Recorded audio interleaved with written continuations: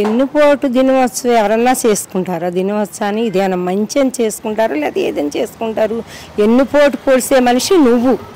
ఏంటి దినోత్సవం చేసుకుంటావో ఏం చేసుకుంటావు అన్నీ చేసుకొని ఇష్టం వచ్చినట్టు. ప్రజలు 11 సీట్లు ఇచ్చినా నీకు ఇంకా బుద్ధి రాలేదు. నువ్వు అసలు ఏం మాట్లాడుతున్నావో ఏం చేయట్లేదు. హామీలు ఇవ్వలేదు అంటున్నావు. సంవత్సరం నుంచి అన్నీ చక్కబెట్టుకు నువ్వు వచ్చినా ఎవరు వచ్చినా అన్ని సంవత్సరం నుంచే చక్కబెట్టుకొచ్చేది. వచ్చిన కానించి వచ్చిన రోజే గెలవక ముందే 4,000 రూపాయలు చేస్తానన్నారు చంద్రబాబు నాయుడు గారు పింఛను. 4,000 రూపాయలు చేసి గెలిచిన నాడు 7,000 రూపాయలు జనానికి ఇచ్చారు. అవి ఎంత ఆనందం. వికలాంగులకి నువ్వు 3,000 రూపాయలు ఇచ్చావు. 3,000 6,000 చేశారు. ఒక్కసారి 6,000 చేశారు. వాళ్ళకి ఎంత ఆనందంగా ఉంటుంది. 6,000 పింఛన్ చేశారు. ఇంకా ఎక్కడ ఇవ్వలేదు. నెలకి స్పాట్లో వచ్చి 4,000 రూపాయలు ఇంటింటికి వెళ్ళి హాయిని కూడా వెళ్ళి ఇస్తున్నారు.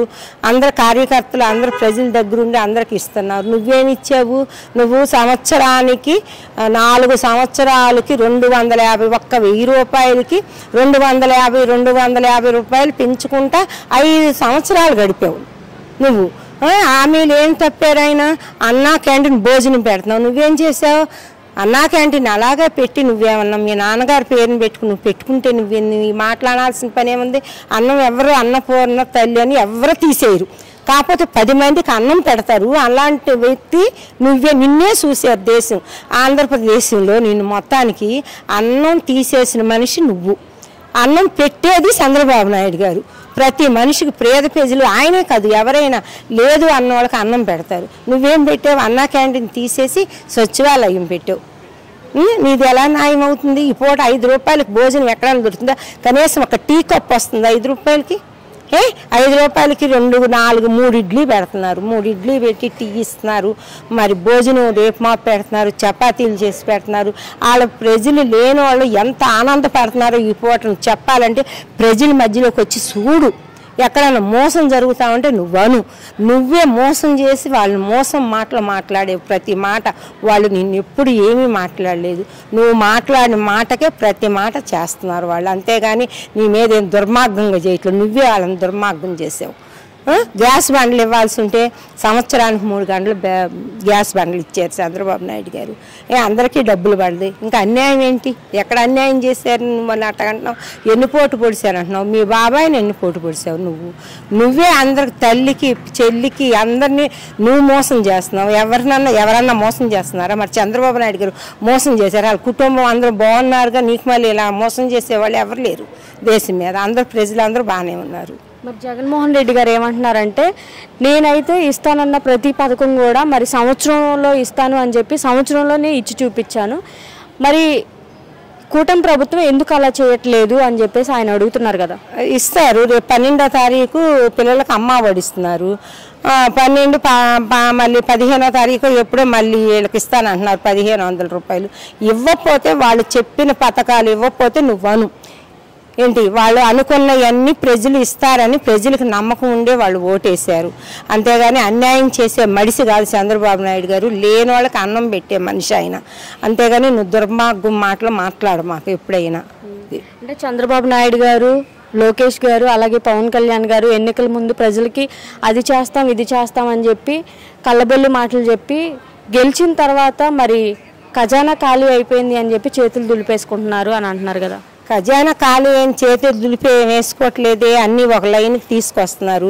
ఈ పూట మరి రాజధాని నువ్వు ఉన్నప్పుడు 3 రాజధానులు అని ఎర్రవీగిపోయి ఒక రాజధాని చేయడానికి అక్కడ డబ్బులు లేవు.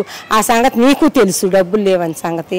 మరి 3 రాజధానులు ఒక రాజధాని చేస్తున్నారు. ఈ పూట ప్రజలకి పిల్లలకి అందరూ ఉద్యోగాలు అన్నిటికీ ఇస్తున్నారు కదా. ఇస్తామని చెప్తున్నారు. టైం పడుతుంది. మరి అన్నీ చూసుకోవాలి. నువ్వైనా ఒక్కసారి ఇవ్వగలుగుతావా? ఎవరిమైనా ఇద్దరుంటేనే కుటుంబంలో ఎంతో బాధలు పడుతున్నారు. ఈ పూట నువ్వు అలా మాట్లాడటం ఏంటి? అన్నీ ఇస్తారు. ఆయన ఇస్తారని ప్రజలకు నమ్మకం ఉంది. అలాగే ఇప్పుడు గతంలో చూసుకుంటే మరి జగన్ గారు ఉన్నప్పుడు రేషన్ వ్యాన్లు అనేది ఇంటి వద్దకు వచ్చేది. మరి ఇప్పుడు చంద్రబాబు నాయుడు గారు మరలా పాత పద్ధతిలోనే డిపోకి వెళ్ళి తీసుకోవాలి అని చెప్పి పెట్టారు కదమ్మా. దీని మీద మీ అభిప్రాయం ఏంటి? జగన్మోహన్ రెడ్డి గారు ఏమన్నారంటే ఎలక్షన్ ముందు ఇంటింటికి గడపకి తీసుకొచ్చి గడపకి ఇస్తాం బియ్యము ఇల్లు కదలకుండానని చెప్పి అన్నారు ఆయన. అన్నప్పుడు ఆయన ఏం చేశారు? రోడ్డు మీద తీసుకొచ్చి మేమందరం రోడ్ల మీదకి వెళ్ళి తీసుకున్నాం. కానీ ఎవరింటికి తీసుకొచ్చి ఇవ్వలేదు నువ్వు. అదైనా ఒకటే ఇదైనా ఒకటే.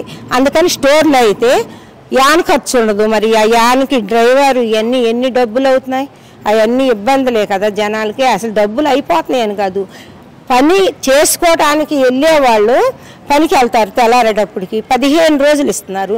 నువ్వేం చేసావు? 2 రోజులే ఇస్తామని చెప్పావు. పనికి వెళ్ళే వాళ్ళకి ఎంత ఇబ్బందిగా ఉంటుంది.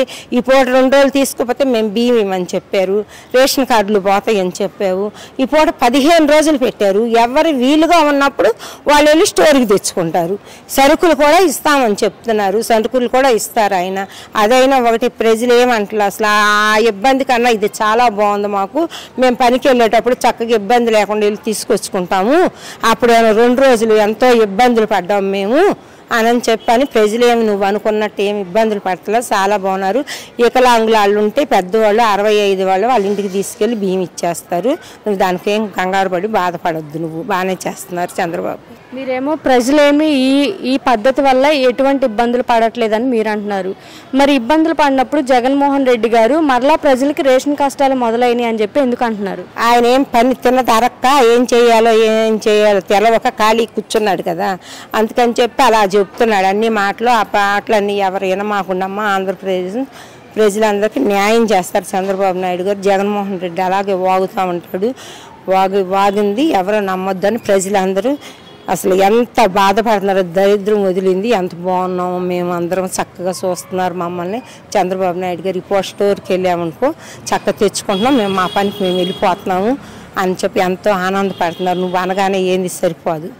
మరి ఇప్పుడు జరిగే అక్రమ అరెస్టుల మీద జగన్ సినిమా చూపిస్తాను అని అంటున్నాడు కదా, ఏం సినిమా చూపిస్తాడు? ఎవరిని అరెస్ట్ చేస్తాడు? ఇప్పుడు నువ్వే చంద్రబాబు నాయుడు గారు అరెస్ట్ చేసావు, భార్యని హింసించావు. నువ్వు అసలు ఎన్ని హింసించావు? నువ్వు హింసించిన పనులే కదా వాళ్ళు చేస్తున్నావు. ఇంకా వంశీ గారిని జైల్లో పెట్టావు, వాళ్ళు బాధపడిపోతున్నారు, అవి చేస్తున్నారు. వంశీ గారు అసలు ఎన్ని తిట్టారు, ఆ పార్టీలో నుంచి వచ్చారు. అసలు లోకేష్ ఒప్పిస్తుందా? ఒరే నువ్వు దుర్మార్గుడు, నువ్వు అట్టాంటు, నువ్వు దేనికి పనికిరావు ఏంటి? అలాంటి లుక్షా మాటలేంటి? వాళ్ళనే మాటలు నువ్వు అర్హత ఉందా? వంశీ గారు ఎంత ఇదయ్యాడు, ఈరోజు ఎంత మాటలు మాట్లాడుతున్నాడు. వంశీ గారు కూడా అట్లాగే అన్నాడు. అన్నవాళ్ళు మీరు అన్నయ్య మీకే చూపిస్తున్నారు, అంతేగాని వాళ్ళ దుర్మార్గంగా ఏమన్నా అన్ని ప్రజలు చూస్తున్నారమ్మా.